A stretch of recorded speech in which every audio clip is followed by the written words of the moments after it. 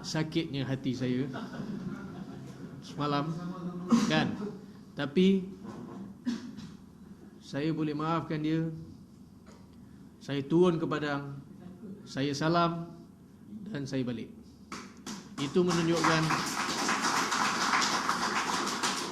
itu saya nak menunjukkan kepada negeri-negeri lain atau persatuan-persatuan lain yang saya mewakili awak semua. Boleh tunjukkan tahap profesional yang tinggi, yang benda remeh-temeh ni tak dapat sakitkan hati saya, tak dapat jatuhkan semangat saya. Itu benda yang sama yang awak harus ikut.